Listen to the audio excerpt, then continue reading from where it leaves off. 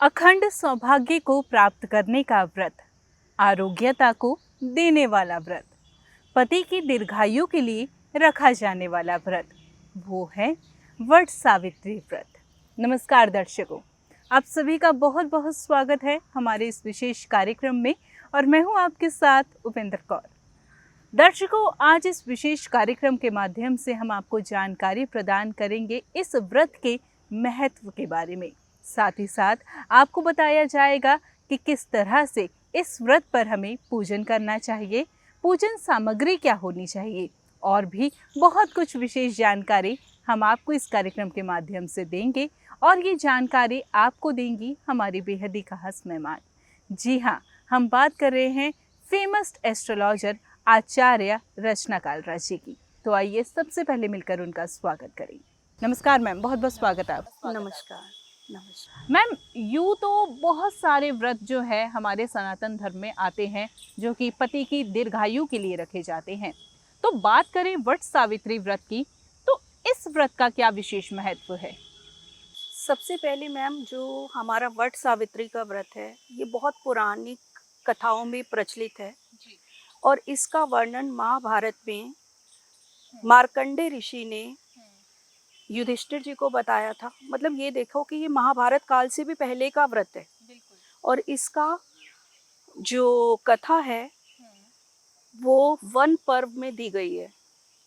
और इस व्रत युधिष्ठिर ने पूछा मार्कंडे ऋषि से, कोई ऐसी भी स्त्री है जो द्रौपदी से भी ज्यादा परेशान जंगलों में रानी होने के बाद भी घूम रही है, इतना स्ट्रगल कर रही है?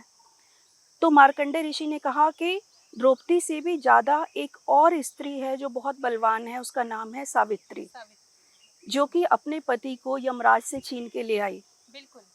तो ये इतना पवित्र व्रत है। और आप ये देखो, सावित्री इतनी बलवान औरत थी, इतनी पावरफुल लेडी थी कि जो कि यमराज से भी अपने पति को ले आई। बिल्कुल।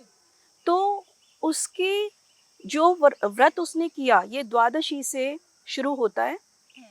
जो कृष्ण पक्ष की द्वादशी आती है वहां से शुरू होता है और ये 3 दिन सावित्री ने व्रत किया था। फिर अमावस के दिन इसको समाप्त किया, वट सावित्री का व्रत किया।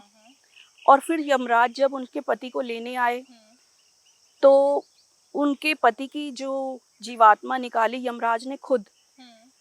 तो सावित्री ने कहा कि आपके तो दूत आते हैं लेने के लिए, तो आप खुद क्यों आए हो सत्यवान को लेने के लिए?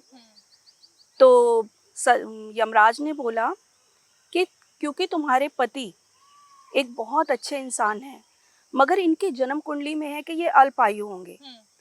तो अल्पायु होने की वजह से, मगर एक अच्छे इंसान भी हैं, तो इसलिए उन्होंने उनको खुद लेने आए। और बाद में जब सावित्री ने कहा कि भाई मैं तो इनको जाने नहीं दूंगी, तो यमराज ने कहा कि नहीं, जिसका जितनी आयु है मुझे तो लेके जाना ही पड़ेगा। तो सावित्री यमराज के पीछे पीछे चलने लगी और यमराज के पीछे पीछे चलने लगी। तो यमराज ने कहा कि आप जाओ। तो वो कहने लगी कि नहीं, आप जो अपना कार्य कर रहे हैं वो कीजिए, मैं अपना जो कार्य कर रही हूँ मैं वो करूँगी। तो यमराज ने उन्हें बोला कि आप जाओ। तो वो नहीं गई। तो यमराज ने कहा कोई आप मुझसे वरदान मांग लीजिए। तो सावित्री ने कहा कि मेरे सास ससुर जिनकी आंखों की रोशनी चली गई है, आप उनकी आंखों की रोशनी दे दीजिए। तो यमराज ने उन्हें कहा कि ठीक है, आपको ये वरदान दिया और आप अब जाइए। तो सावित्री वो वरदान लेने के बाद भी यमराज के पीछे पीछे जाने लगी। तो यमराज ने फिर उन्हें कहा कि अब मेरे पीछे क्यों आ रही हो? तो उन्होंने कहा कि आप अपना कार्य कीजिए, मैं अपना करूंगी। तो यमराज के पीछे पीछे फिर सावित्री चलने लगी। तो जो सावित्री के सास ससुर थे वे शाल्व देश के राजा थे और एक समय आने पे उनका सारा राजपाट छिन गया था। इसलिए उसने कहा यमराज आप मेरे सास ससुर को उनका राजपाट दे दीजिए। यमराज ने कहा ठीक है, ये वरदान भी तुम्हें दिया। जब आगे फिर यमराज चलने लगे सत्यवान को लेके, सावित्री फिर पीछे पीछे चलने लगी। तो यमराज ने कहा अब क्यों मेरे पीछे आ रही हो?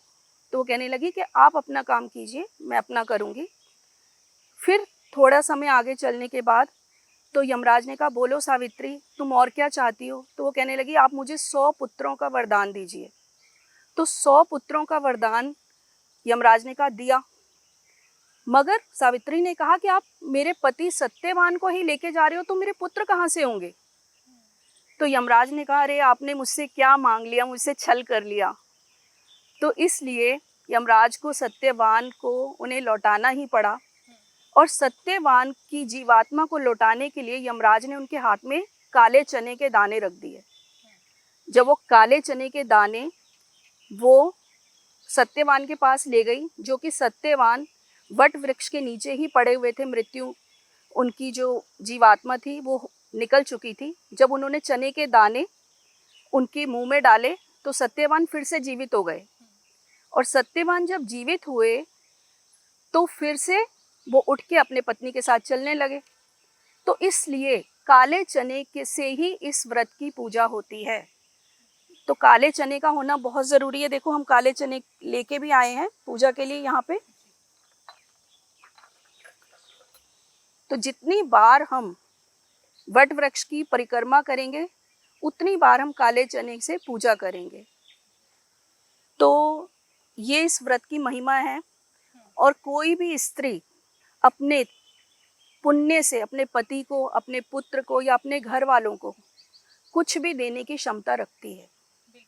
तो ये इस व्रत की महिमा है। जिसके पुत्र को, जिसके पति को कोई शारीरिक कष्ट हो या पैसे से कष्ट हो, तो वो इस व्रत को करे तो उसको सभी मनोरथ पूर्ण होते हैं। मैम, जैसे कि अभी आपने व्रत का हमें महत्व बताया, आपने कथा भी हमें इसकी बताई, लेकिन अक्सर कई लोगों के मन में ये भ्रांति आती है कि जो सावित्री थी वो कलयुग में थी, यानी कि ये जो कथा हम श्रवण कर रहे हैं ये कलयुग की कथा है। ये वट सावित्री व्रत जो है कलयुग से प्रारंभ हुआ है। तो इस बात में मैं आपसे प्रकाश चाहूँगी, क्या सावित्री कलयुग में ये सब कुछ घटना घटी या फिर कलयुग से पहले की घटना है ये?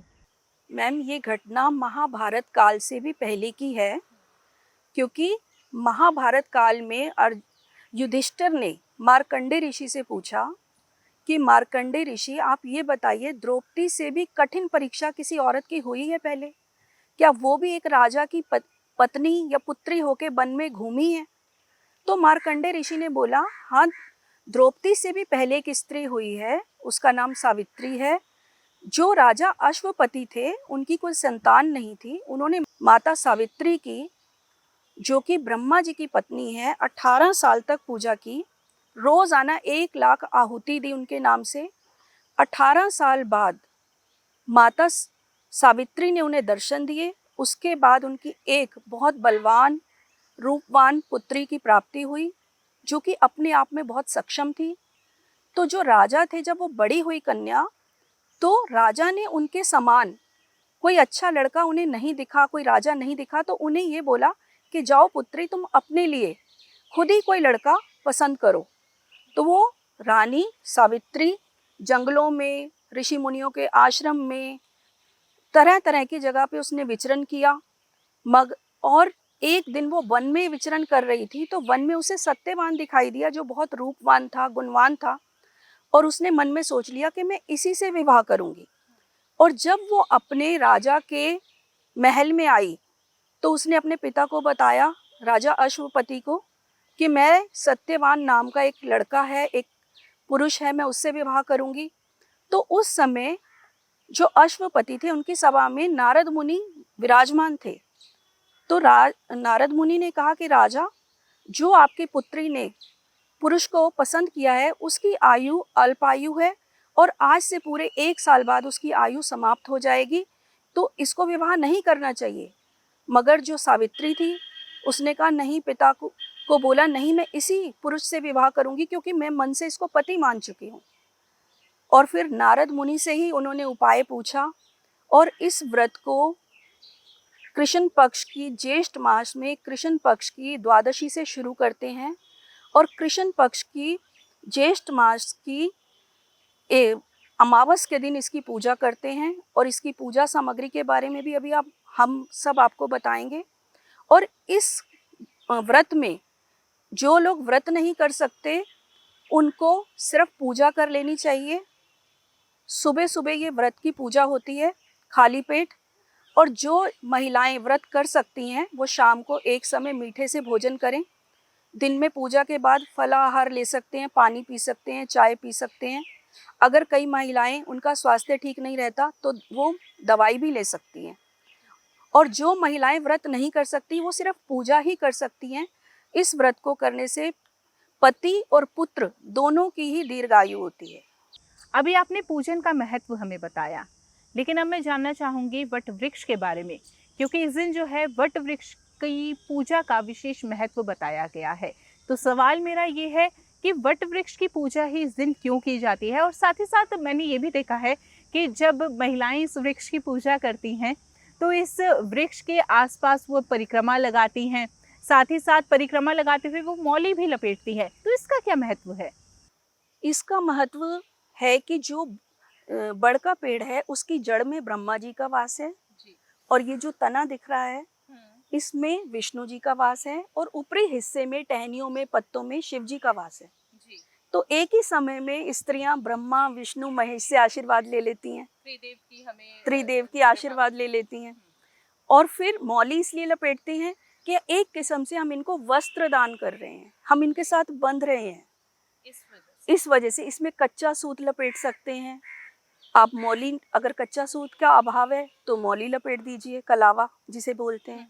अगर वो भी नहीं है तो आप रील का पीला धागा लेके लपेट लें। और अगर वृक्ष नहीं है, कई जगह तो वृक्ष नहीं है, तो आप घर में वृक्ष की टहनी एक लोटे में या गमले में लगाएं, उसको अच्छे से सजाएं, उसकी परिक्रमा कर लें, उसके ऊपर पूजा कर लें। तो जैसे वट वृक्ष की करेंगे वैसे उसकी भी कर सकते हैं। और अगर किसी के पास वट वृक्ष भी अवेलेबल नहीं है तो तुलसी जी की पूजा कर लें। जी, इसका आपने जवाब मुझे पहले ही दे दिया, क्योंकि मेरे मन में ये संदेह था, क्योंकि हम कई ऐसे शहर ऐसे हैं कि हमारे आसपास वट वृक्ष उपलब्ध नहीं होता। तो क्या ऐसे में पूजा का फल हमें उतना ही मिलेगा? अगर वट वृक्ष उपलब्ध नहीं है तो क्या विकल्प हो सकता है, और फल क्या उतना ही मिलेगा जितना वट वृक्ष की पूजा करने से होता है? बिल्कुल, क्योंकि देखो ज्येष्ठ मास की अमावस का जो दिन है वो अपने आप में सावित्री का व्रत का ही दिन है। और जो मन में स्त्रियां भाव लेके चल रही हैं कि मुझे आज व्रत रखना है, उनके भाव, कहते हैं ना भगवान तो भाव के भूखे होते हैं, सामग्री के भूखे नहीं होते। अगर कोई इन चीजों का भी अभाव है, सिर्फ व्रत कर लेती है स्त्री, तो भी उसको पूरा पुण्य मिलेगा। बिल्कुल, बहुत ही सुंदर। अब बात करें अगर इस साल के शुभ मुहूर्त की इस व्रत के लिए, तो क्या शुभ मुहूर्त है? शुभ मुहूर्त मैम, इस दिन सुबह ही पूजा करनी होती है। कोशिश करें सुबह सुबह कर लें, और उसके बाद आप पूजा करने के बाद जल ग्रहण कर सकते हैं। पूजा से पहले तो आप जल भी ग्रहण नहीं कर सकते, पूजा के बाद कर सकते हैं। इसका जो मेन काल होता है पूजा का वो मॉर्निंग में ही होता है। क्योंकि अक्सर ये कहा जाता है ना कि कोई चीज़ जो है मुहूर्त में ही करनी चाहिए। इस वजह से मेरा ये सवाल था कि जो हमारे मन में इच्छा रहती है कि हमें सबसे अच्छे फल की प्राप्ति हो, तो उसके लिए मुहूर्त भी एक सबसे अच्छा होना चाहिए। इसमें बिल्कुल सही है, कई चीज़ों का मुहूर्त होता है, मगर जब ये जो तिथि आ रही है सुबह से ही मुहूर्त है। और सुबह के टाइम 10 बजे तक तो कर लेनी चाहिए पूजा। बिल्कुल, चलिए ये बहुत अच्छे से आपने मुहूर्त बता दिया। अब बात करना चाहूँगी मैं पूजन सामग्री को लेकर कि क्या कुछ पूजन के दौरान हमारे पास सामग्री होनी चाहिए, किस चीज़ का बहुत ज़्यादा महत्व है पूजन सामग्री में? इसकी पूजा सामग्री भी बहुत होती है, और कोशिश करें महिलाएं 1-2 दिन पहले से ही इकट्ठा कर लें पूजन सामग्री को। और मैं आपको बताती हूँ, एक तो सबसे पहले हमारा श्रृंगार का सामान होता है। ये श्रृंगार का सामान हम माता सावित्री को चढ़ाते हैं, और माता सावित्री को चढ़ाने के बाद हम इसको घर की बड़ी बुजुर्ग, आपकी मदर इन लॉ हो गई या जेठानी हो गई, अगर वो भी नहीं है तो किसी और महिला को आप दान कर सकती हैं। और दूसरा है हमारा फल, सीजनल फल ले सकते हैं, फूल, माला, ये सब सामग्री है पूजन की। सीजनल फल पान हो गया, ये मैं आपको पान दिखाती हूँ।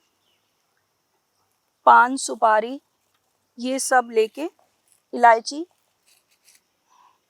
ये ऐसे रखना है बड़ के पेड़ में, और इससे पूजा करनी है। और 7 बड़ के पेड़ के पत्ते लेने हैं, इन पे हल्दी का लेप लगाना है, और एक पत्ता आपने अपने यहाँ बालों में इसका श्रृंगार करना है। ये आप भी लगाएं। जी बिल्कुल। ये मैंने देखा भी था कि अक्सर जो महिलाएं हैं वो इस व्रत की पूजा करते वक्त जो है ये पत्ता इसका जो है श्रृंगार बालों में करते हैं, हाँ, लगाती हैं। इसका श्रृंगार करते हैं। कई महिलाएं इसको जैसे गोल गोल करके मोली में अपने गले में भी बांध लेती हैं, जी तो ये श्रृंगार अच्छा शुभ माना जाता है, माना जाता है। तो ये भी कर सकते हैं। बाकी चने का तो मैंने आपको बताया है कि मेन जी, चने से ही चने। पूजा होगी, क्योंकि यमराज जी ने चने के रूप में ही उनको प्राण लौटाए थे। इसमें एक सवाल मैं करना चाहूँगी, अक्सर महिलाओं के मन में ये भी सवाल आएगा कि हमें कच्चे चने रखने हैं या फिर उबाल के या किस तरीके से? कच्चे कच्चे कच्चे मतलब चने इन्हें रखने भिगो के रात को रख दें, हैं। ये भीग जाएंगे, फिर इनसे पूजा होती है। ठीक और अगर सास को भी बायना देना है हम्म। या किसी को देना है तो कच्चे चने का ही देंगे। जी फल भी दे सकते हैं और भी सामान दे सकते हैं, मगर कच्चे चने तो देंगे। बहुत महत्व है हाँ, इनका तो है। जी ठीक तो है। ये हमारी पूजन सामग्री है। और पीला वस्त्र है, जी ये हम चढ़ाएंगे बड़ के पेड़ पे, क्योंकि विष्णु जी का वास है, जी तो पीला तो जरूर पीला वस्त्र चाहिए। बहुत जरूरी है। ठीक है, ये हम ऐसे चढ़ा देंगे। ठीक है। हम्म और फिर ये जो जल है, इसमें मैंने डाला है कच्चा दूध। हम्म देखिए आप, कच्चा दूध है, इसमें जल है, और थोड़ा सा इसमें मीठा डाल देंगे, गुड़ चीनी या का चीनी कुछ भी डाल दें जो आपके पास उपलब्ध हो। वो डाल के हम इस पे जल भी चढ़ाएंगे थोड़ा सा। जी ठीक है, ऐसे चारों तरफ से चढ़ाना है, परिक्रमा लेते हुए। परिक्रमा लेके एक बारी में चढ़ाना है। ठीक ठीक है। और उसके बाद जो सूत की परिक्रमा करनी है आपने, हम्म वो 7 बार कर सकते हैं। ये कच्चा सूत है, हम्म आपने देखा होगा महिलाएं कच्चे सूत से लपेटती हैं जी या बिल्कुल, मौली से मौली लपेट, से लपेटती हैं। तो इसको 7 परिक्रमा कर सकते हैं। उसमें फिर चने का दाना रखेंगे, हम्म या फिर 11 कर सकती हैं, 21 कर सकती हैं, 101 कर सकती हैं, वो अपनी मर्जी है, जी जितनी जिसमें क्षमता है वो कर सकती हैं। कर सकती हैं। ठीक है।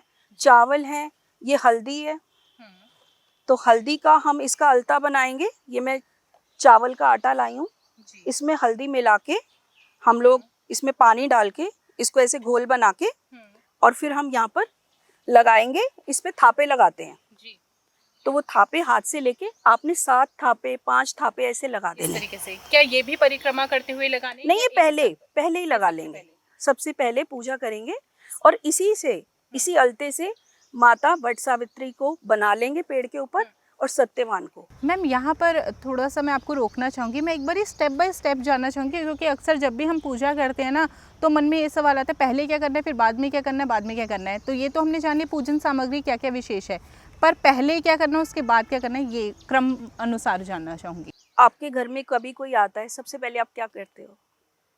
सबसे पहले जल पिलाते हो, सबसे पहले पूछते हो आप पानी लेंगे? हाँ जी। तो सबसे पहले हमने जल चढ़ाना है। ठीक है। उसके बाद जल चढ़ाने के बाद हमने फिर इस पे जो मैंने अभी बताया, हल्दी से इसको घोल बना के इस पे छापे लगाने हैं। दूसरा स्टेप ये है। फिर उसके बाद हमने यहाँ पर फल फूल, इनसे हम ये चढ़ाएंगे, फल और फूल। ठीक है, ये ऐसे चढ़ा देंगे हम वट वृक्ष पे। और उसके बाद हम लोग ये सब चढ़ाने के बाद जैसे मीठा चढ़ा दें, ये मीठा है, ये चढ़ा दें, और पान चढ़ा दें, जैसे मैंने आपको बताया था, पान चढ़ा दें। रोली मौली से सब श्रृंगार करके सावित्री को बनाएं, सत्यवान को बनाएं। और उसके बाद ये पंखे हैं, ये 2 पंखे हैं, इसमें एक पंखा भी ले सकते हैं, 2। अगर आपको जिस पंखे में पूजा करनी है तो वो पंखा आप दान करेंगे। ठीक है। और दूसरा पंखा आप बड़ के वृक्ष को पंखा करके अपने पति के लिए ले जाएंगे और उसी पंखे से उनको हवा देंगे। तो ये करने से उनकी आयु बढ़ती है, ऐसा मान्यता है। हाँ, तो ये करना पड़ेगा। बिल्कुल। और अगर किसी के पास एक ही पंखा उपलब्ध है तो फिर वो दान ना करें, वो पूजा में यूज करके वो घर ले जाएं और अपने पति को उससे हवा दें। हाँ जी। और उसके बाद मौली लपेटनी लास्ट में।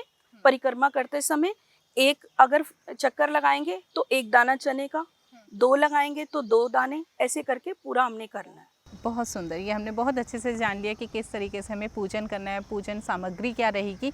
लेकिन मन में एक सवाल और आया है, क्योंकि अक्सर जब भी हम व्रत रखते हैं तो एक मन में ये भी संदेह रहता है कि हमें इस दिन क्या करना चाहिए, क्या नहीं करना चाहिए। सबसे ज़्यादा तो ये रहता है कि किन बातों का हमें ध्यान देने की आवश्यकता है, कि ये गलती से हम ये ना कर दें जिससे हमारा व्रत खंडित ना हो जाए, या हम कोई और गलती ना कर बैठे। तो ये जानना चाहूँगी कि इस दिन हमें क्या करना चाहिए और क्या नहीं करना चाहिए, विशेष ध्यान किन बातों का रखना चाहिए? इस दिन जैसे मैंने बताया कि सुबह पूजा कर लें, कोशिश करें 8 बजे तक पूजा कर लें। उसके बाद आप जल पान ले सकते हैं, खाना नहीं खाना, भोजन नहीं करना। शाम को एक टाइम भोजन कर सकते हैं, दिन में चाय, फल, दूध, पानी सब ले सकते हैं। शाम को सूर्य अस्त से के बाद या पहले आप एक टाइम मीठे से भोजन कर सकते हैं। बाकी हर किसी का अपना रीति रिवाज है। कई लोग सात्विक भोजन नमक से भी कर लेते हैं। वो अपने घर के बड़े बुजुर्गों से पूछें कि कैसे उनके रीति रिवाज हैं। हर घर में अलग एक रीति रिवाज है, तो उसके अनुसार भोजन कर सकते हैं। यहाँ पर एक सवाल और मन में आया है, क्योंकि आप एक फेमस एस्ट्रोलॉजर हैं जैसा कि हम जानते हैं, तो मैं अपने दर्शकों के लिए एक विशेष सवाल आपसे करना चाहूँगी। क्योंकि अक्सर हमने सुना है और देखा है, जब हम पूजन करते हैं तो कुछ विशेष मंत्रों का उच्चारण हर पूजन में होता है। इसी तरह से यदि हम बात करें वट सावित्री व्रत की, तो इसके पूजन के दौरान भी क्या कुछ विशेष मंत्र है, और अगर है तो कौन से मंत्र का उच्चारण हमें करना चाहिए? बिल्कुल है, और हर पूजा में एक विशेष मंत्र होता ही है हर देवी देवता का। तो इसमें जब हम जल चढ़ाएंगे तो बोलेंगे ओम वट वृक्षाय नमः, ओम वट वृक्षाय नमः, ओम वट वृक्षाय नमः। इस मंत्र से हम जल चढ़ाएंगे, परिक्रमा करेंगे और वट वृक्ष को हाथ जोड़ के माथा टेकेंगे। और कई जगह तो कई रीति रिवाज ऐसे हैं कि वट वृक्ष को गले से भी महिलाएं लगाती हैं कि आप हमारे को आशीर्वाद दो, हम आपका आलिंगन करते हैं। जैसे आपकी दीर्घायु है हे वट वृक्ष, वैसे ही हमारे पुत्र की, हमारे पति की दीर्घायु हो। तो कई जगह ऐसे भी ये जो बना हुआ है रिवाज ऐसे भी होता है, और कई जगह आप सिंपल माथा टेक के भी उनको नमन कर सकते हैं। और मंत्र का उच्चारण हमें ओम वट वृक्षाय नमः का जाप करना है। जितना बहुत सुंदर, करेंगे उतना अच्छा, उतना हमें फल अधिक मिलेगा। उतना। अच्छा, अब आखिरी सवाल यहाँ पर एक ये करना चाहूँगी कि जो महिलाएं पहली बार ये व्रत रखती हैं, उनके मन में तो बहुत सारे सवाल रहते हैं कि व्रत शुरू कैसे करना है, फिर पूजन का तो आपने बता दिया, वो तो उन्होंने समझ लिया, पर सबसे पहले सुबह का ये आता है कि व्रत शुरू कैसे करें, और फिर अगर व्रत को हमें खत्म जब करना है, इसको जब तोड़ना है तो कैसे तोड़ना है। तो जो महिलाएं पहली बार ये व्रत रख रही है, उनके लिए विशेष आपसे जानना चाहूँगी। देखो, जो महिलाएं पहली बार कर रही हैं, जिनकी नई नई विवाहिता हैं और वो पहली बार कर रही हैं, तो अगर ये पहले तो अपनी मदर इन लॉ से पूछें कि ये व्रत की उनकी रीत है भी या नहीं। बिल्कुल, क्योंकि हर किसी का अपना कल्चर है, एक घर का अपना रीति रिवाज बने हुए हैं, और ये ज्यादा उत्तर भारत में किया जाता है, यूपी साइड में ज्यादा किया जाता है ये व्रत। तो पहले उनसे पूछें, अगर करते हैं तो वही सुबह उठ के नहा धो के पूजा पहले वट वृक्ष की करें, ओम वट वृक्षाय नमः का जाप करें, वट वृक्ष पे जाके सारी पूजन सामग्री एकत्रित करें एक दिन पहले ही, क्योंकि पूजन सामग्री बहुत सारी चाहिए होती है। और पूजा करने के बाद मैंने जैसे बोला, जल ग्रहण कर सकते हैं, कुछ भी ले सकते हैं, मगर अन्न नहीं लेना। अन्न शाम को ही लेना है, मीठे के साथ भोजन करना है। और इसमें अपनी सास को बायना भी दे सकते हैं शाम को, जैसे मैंने बोला श्रृंगार का सामान, कपड़े हो गए, साड़ी, कुर्ता, ये भी दे सकते हैं। और जो लड़कियां कुंवारी हैं, वो भी अपने अच्छे पति की कामना के लिए इस व्रत को कर सकती हैं। एक सवाल और करना चाहूँगी, कई बार जो गर्भवती महिलाएं होती हैं, वो पूरा दिन जो है वो भूखा नहीं रह सकती, तो गर्भवती महिलाएं कैसे ये व्रत रख सकती हैं? मैंने अभी आपको बताया कि ये जो महिलाएं व्रत नहीं रख सकती, जिनकी हेल्थ इश्यूज हैं या जिनकी बड़ी उम्र है, जैसे आपने कहा गर्भवती हैं, तो वो सिर्फ पूजा कर सकती है, उससे भी उन्हें पूरा फल प्राप्त होगा। बहुत सुंदर मैम, आज आप हमारे साथ जुड़े, इतनी कीमती जानकारी आपने हमें और हमारे दर्शकों को दी, उसके लिए बहुत बहुत धन्यवाद। धन्यवाद। उम्मीद करते हैं आपने इस दिन के विशेष महत्व को समझ लिया है, क्या कुछ विशेष बातों का आपको ध्यान देने की इस दिन आवश्यकता है, ये भी आपने समझ लिया है। तो बातों का ध्यान आप अवश्य ही रखिएगा। आपके दाम्पत्य जीवन में सदैव खुशियां बनी रहे, इसी मनोकामना के साथ हम आपसे विदा लेते हैं, लेकिन आप देखते रहिए संतवाणी चैनल। आप हमारे संतवाणी चैनल को सब्सक्राइब करें, वीडियो को लाइक करें, शेयर करें।